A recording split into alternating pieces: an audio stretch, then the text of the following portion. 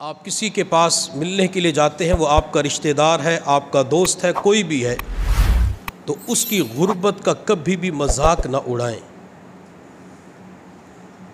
اگر وہ دسترخوان سجاتا ہے، دسترخوان کے اوپر کوئی ٹوٹی ہوئی پلیٹ آ جاتی ہے، اس کا کنارہ ٹوٹا ہوا ہے، تو یہ نہ کہنا کہ تو نے اسی پلیٹ کے اندر کھانا کھلانا تھا۔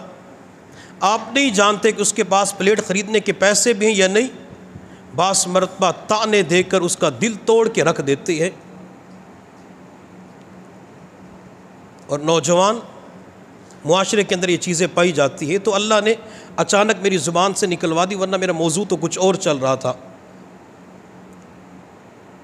بعض مرتبہ نئی جگہ پہ رشتہ ہوتا ہے، بات چیت پکی ہو جاتی ہے، نسبت طے ہو جاتی ہے، اگر عید کے موقع پہ سسرال والوں کی طرف سے عیدی نہ آئے تو کہتے ہیں میں نے اس رشتے کو توڑ دینا ہے، میرے لیے عیدی کیوں نہیں بھیجی، میرے لیے کپڑے کیوں نہیں بھیجے۔ اس کی نظر کپڑوں کے اوپر ہے، اس کی نظر پیسوں کے اوپر ہے، اس کی نظر اس لڑکی کے اوپر نہیں ہے۔ جو ماں اپنی بیٹی دینے کے لیے تیار ہو جاتے وہ تھوڑی دولت ہے؟ جو ماں باپ اپنے جگر کا ٹکڑا دینے کے لیے تیار ہو جاتی ہے وہ جہیز سے بہت بڑی دولت ہوتی ہے۔ ایک اللہ والے کے پاس ایک نوجوان آیا تو اللہ والے نے فرمایا، پوچھا اس نوجوان سے کہ بیٹا آپ کی وہ نسبت طے ہوئی تھی تو شادی ہو گئی؟ اس نوجوان نے کہا نہیں حضرت، میں نے اس رشتے کو توڑ دیا ہے۔ اللہ والے نے پوچھا وہ کیوں؟ نوجوان کہنے لگا کہ میرے والد صاحب بیمار تھے، ہسپتال ایمرجنسی کے اندر داخل تھے، تو میرے سسر پوچھنے کے لیے آئے تو خالی ہاتھ آ گئے۔ وہ کوئی پھولوں کا گلدستہ لے کے نہیں آیا، وہ مٹھائی کی ٹوکری لے کے نہیں آیا، وہ لیٹر والے جوس کے ڈبے لے کے نہیں آیا، وہ بوتلوں کا پیڈ لے کے نہیں آیا، وہ پھلوں کی ٹوکری لے کے نہیں آیا۔ تو میرے والد نے کہا کہ جن لوگوں کا ابھی یہ حال ہے، بعد کے اندر پتہ نہیں اپنی بیٹی کو کچھ دیں گے یا نہیں دیں گے، لہٰذا ان کے ساتھ رشتہ توڑ دیا جائے۔ آنے والا جب بیمار پرسی کے لیے آتا ہے تو پتہ نہیں کن حالات کے اندر وہ چل کے آتا ہے۔ اور اس کے ساتھ ساتھ میں ایک درخواست اور بھی کروں گا، شریعت مطالعہ جہیز سے منع نہیں کرتی، جہیز مختصر دیا جا سکتا ہے، لیکن کوئی اپنی بہن بیٹی عزیزہ کی شادی کرے تو خدا کے لیے اس جہیز کی نمائش نہ کیا کریں۔ ہمارے ملتان کے اندر بعض برادریوں کے اندر یہ پایا جاتا ہے، پورے حال کو بک کروا کے وہ جہیز کی نمائش کرتے ہیں، برادری کو بلاوا دیا جاتا ہے، خاندان اکٹھا کیا جاتا ہے، غریبوں کے دلوں کو توڑا جاتا ہے۔ جب بلاوا دے کر خاندان برادری کو بلایا جاتا ہے تو کیا اس جہیز کو دیکھنے کے لیے کیا صرف امیروں کی بیویاں ہوتی ہیں؟ کیا امیروں کی بیٹیاں ہوتی ہیں؟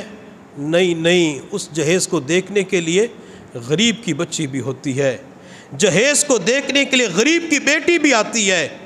جب غریب کی بیٹی اس جہیز کو دیکھتی ہے، ڈیکو والے فرنیچر کو دیکھتی ہے، وہ لاکھوں روپے کے مالیت کے سامان کو دیکھتی ہے، تو اس بچی کے دل کے اوپر چوٹ لگتی ہے، کاش میرا والد زندہ ہوتا، کاش میرا والد امیر ہوتا تو میری شادی کے موقع پہ مجھے جہیز دے دیتا۔ اس بچی کے دل کو توڑنے والا کون قصوروار ہے؟ اور بعض گھروں کے اندر جو بچیاں بیٹھی ہوئی ہیں جن کے بالوں کے اندر چاندی آ چکی ہے، شادی نہیں ہو رہی، اس کی وجہ کیا ہے؟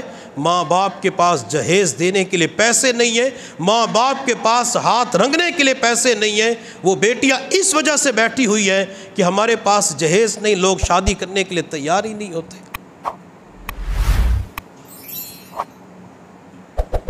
ایک بوڑھا غلہ منڈی کے اندر کام کرتا تھا،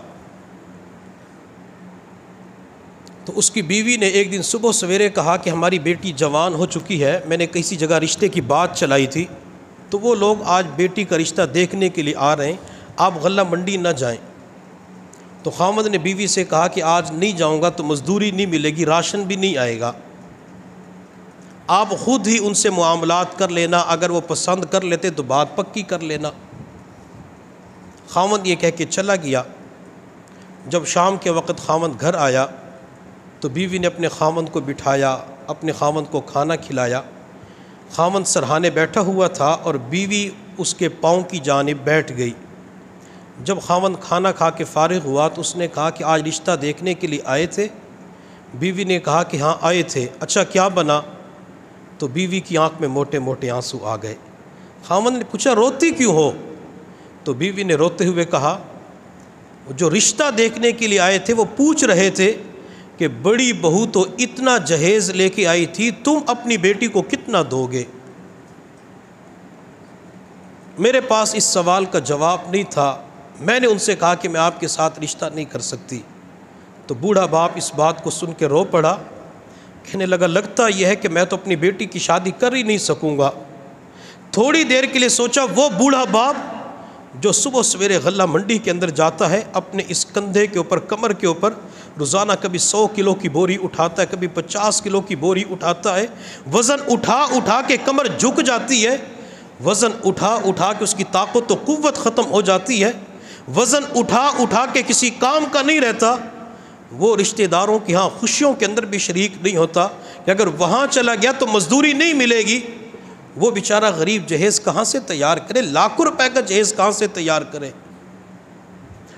جو کچھ مل جائے اس کو اللہ کی نعمت سمجھ کے قبول کر لیا کرے، ورنہ ڈیمانڈ نہ کیا کریں کہ ہم نے اس لڑکی کے ساتھ کرنی ہے جو اتنا جہیز لے کے آئے گی، جو یہ چیز یہ سامان فلاں سامان لے کے آئے گی۔ جو اللہ لڑکی دے سکتا ہے دلہن کی صورت میں، وہ اللہ مال پیسہ بھی دے سکتا ہے۔ مال پیسہ ہاتھ کی میل کچیل ہے، کبھی ایک ہاتھ میں تو کبھی دوسرے ہاتھ میں۔ اللہ کسی کو محروم نہیں کرتا۔ جب اللہ نوازنے پہ آتا ہے تو اللہ جہیز سے بڑھ کر نعمتیں عطا کر دیتا ہے، اور بعض بچیاں ایسی نصیب والی ہوتی ہیں، ماں باپ کے گھر سے خالی آتی ہیں، خاوند کے گھر میں خالی ہاتھ داخل ہوتی ہیں، لیکن نصیب اتنے اچھے ہوتے ہیں، اللہ دنیا جہان کی ہر نعمت عطا کر دیتے ہیں۔